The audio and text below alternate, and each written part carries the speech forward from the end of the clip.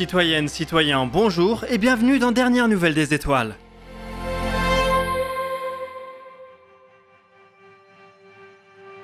Au cours du XXe siècle, l'humanité a élaboré une histoire du cosmos qui est supportée par de nombreuses observations. L'univers serait ainsi âgé de 13,7 milliards d'années et aurait évolué d'un état très dense et chaud, le Big Bang, vers un état plus froid et épars, celui qu'on observe aujourd'hui dans notre entourage proche. Les tout débuts de l'histoire de l'univers ont aussi été marqués par une période d'expansion fulgurante et très brève, qu'on appelle l'inflation cosmique. En une fraction de seconde, cet épisode aurait gonflé le cosmos comme un ballon de baudruche, multipliant soudainement sa taille.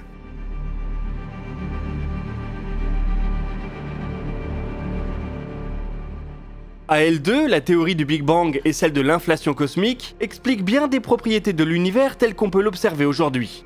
Elles permettent de comprendre pourquoi l'univers semble de forme plate, pourquoi il a une telle abondance d'hydrogène et d'hélium, ou pourquoi il est structuré en zones de surdensité et de vide.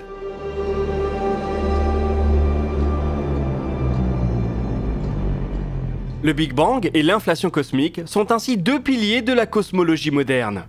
Il y a cependant un autre phénomène que ces théories ignorent plus ou moins, celui de la matière noire. La matière noire désigne une matière invisible dont la présence nous est uniquement révélée par son influence gravitationnelle. Elle affecte le comportement à grande échelle des structures de l'univers sans qu'on ait la moindre idée sur sa nature réelle. L'hypothèse dominante est qu'il s'agit d'une particule ou d'un groupe de particules massives qui n'interagirait pas ou presque pas avec la matière classique.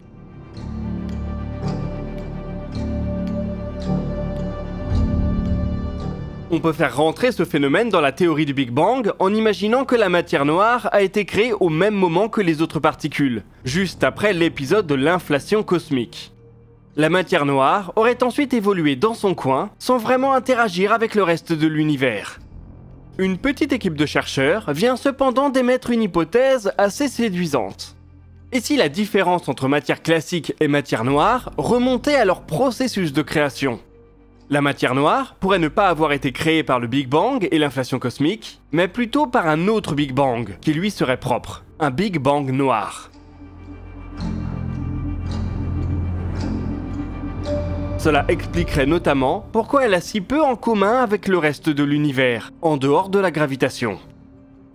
Ce Big Bang noir aurait pu se produire en même temps que ou peu après la nucléosynthèse primordiale. Il se serait produit de manière assez similaire. Une énergie du vide noir se serait transformée en un flot de particules et peut-être aussi de rayonnement noir. Matière classique et matière noire seraient ainsi divisées dès le début, avec une genèse différente.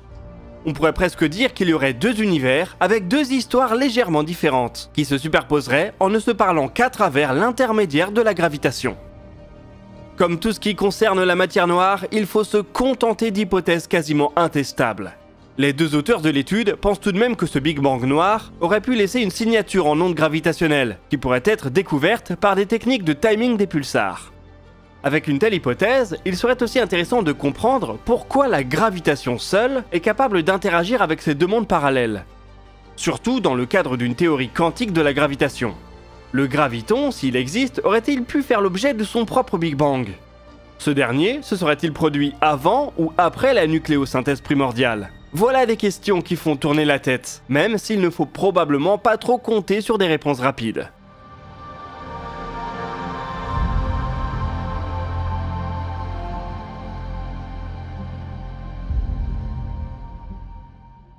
Revenons un peu sur Terre pour parler d'une des entreprises les plus excitantes du New Space américain.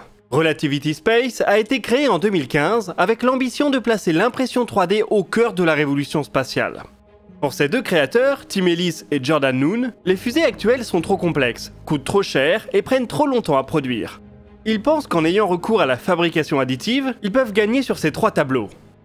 Ils espèrent ainsi produire des lanceurs de seulement quelques centaines de pièces, imprimés et assemblés très rapidement à un coût raisonnable. Cette vision a beaucoup séduit outre-Atlantique. Relativity Space fait partie des rares entreprises du secteur à avoir pu lever plus d'1 milliard de dollars. Il est maintenant temps de vérifier si les deux créateurs de l'entreprise ont vu juste. Leur vision va en effet se confronter à la réalité demain. La fenêtre de tir pour le premier lancement d'une fusée Terran One s'ouvre en effet à 18h. Nous considérons qu'il s'agit là d'un événement qui pourrait infléchir le spatial des prochaines années. Aussi, on vous propose d'assister à ce lancement avec nous sur Twitch dès demain en fin d'après-midi. Le lien pour nous rejoindre est en description.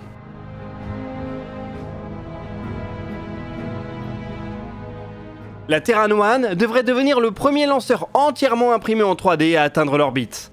Bon, si Relativity réussit du premier coup, ce qui serait un exploit. Quasiment tous les premiers lancements des entreprises du New Space se sont soldés par un échec. Il faut généralement attendre la deuxième ou la troisième tentative pour une réussite.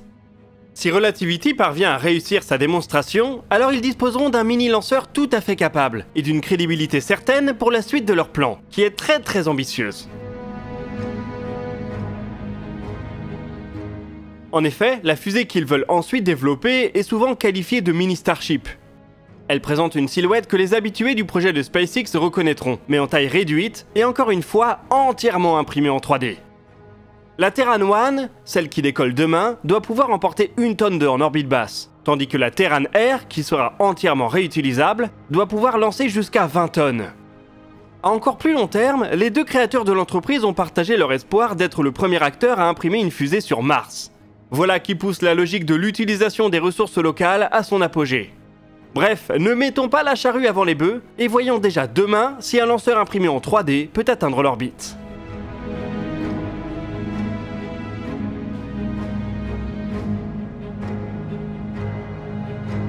Toujours côté lanceur, on connaît maintenant la cause de l'échec du dernier tir d'une fusée Vega C en décembre dernier. Le second étage du lanceur avait connu une perte de pression qui avait entraîné la fin de la mission. Cette perte de pression est donc due à l'érosion prématurée de la gorge de la tuyère.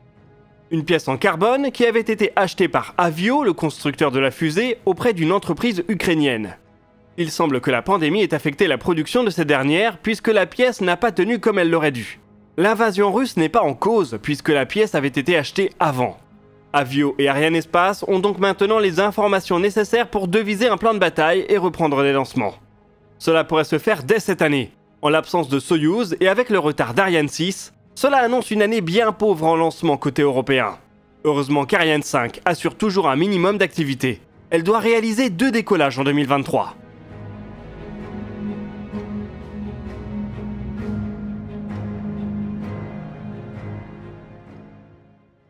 Voilà bien longtemps qu'on n'a pas parlé de tourisme spatial sur la chaîne. Pourtant, il s'agit d'un des gros sujets de ces dernières années. Le tourisme suborbital, poussé par Virgin Galactic et Blue Origin, tente de faire passer cette pratique dans le quotidien, du moins dans celui des plus riches de la planète. Mais début 2023, on est bien forcé de constater que l'activité est complètement à l'arrêt, chez les deux acteurs principaux. Ni les vaisseaux de Virgin, ni les fusées de Blue Origin n'ont volé depuis des mois. La faute à une série d'accidents. Chez Blue Origin, un accident de vol a déclenché le système d'évasion d'urgence en septembre dernier, fort heureusement lors d'un vol inhabité. Chez Virgin Galactic, une déviation de trajectoire a engendré une intervention de la FAA, l'autorité américaine qui supervise l'aviation civile et qui a décidé de clouer au sol le vaisseau en 2021. Depuis ces dates, on attend les retours en vol du Spaceship Two et de la New Shepard. Du côté des Virgin, cela devrait se faire rapidement. L'avion porteur du système, dénommé Eve, vient de sortir d'une période de rénovation. Il a rejoint le Spaceship VSS Unity à Spaceport America et devrait faire quelques essais planés et propulsifs dans les semaines qui viennent. Virgin annonce vouloir reprendre les vols commerciaux au deuxième trimestre. L'entreprise doit notamment en mener un pour le compte de l'armée de l'air italienne. Pour Virgin, cette aventure est toujours un gouffre financier. L'entreprise a perdu 500 millions de dollars sur son activité de tourisme spatial en 2022. Même avec des tickets qui coûtent des centaines de milliers de dollars, on a du mal à voir comment combler ces déficits. L'idée n'est peut-être pas si bonne que ça. Du côté de chez Blue Origin, c'est le noir complet. L'entreprise est réputée pour sa discrétion et nous en fait encore la preuve. Personne ne sait quand les vols reprendront, ni si la panne qui a causé la défaillance de septembre dernier a pu être identifiée. Officiellement, Blue Origin continue son investigation. On note tout de même que l'entreprise réoriente un peu son offre vers la recherche au profit de la NASA. En effet, Blue Origin compte mener des vols de New Shepard en gravité réduite. Il s'agira, lors de certaines missions spécifiques, de mettre la capsule en rotation pour fournir pendant quelques minutes une pesanteur équivalente à celle qu'on trouve à la surface de la Lune. Cela pourrait offrir un environnement de test pour certains éléments du programme Artemis. voire un entraînement pour les astronautes. Avant d'en arriver là, il va bien évidemment falloir que la New Shepard revole. Le tourisme suborbital n'est pas mort, mais il se cherche toujours un modèle qui fonctionne. On verra combien d'années Virgin Galactic et Blue Origin sont capables de continuer, en perdant autant d'argent sur leurs programmes suborbitaux. Peut-être que l'une d'elles parviendra à nous surprendre et lancera la machine pour de bon, mais probablement pas en 2023.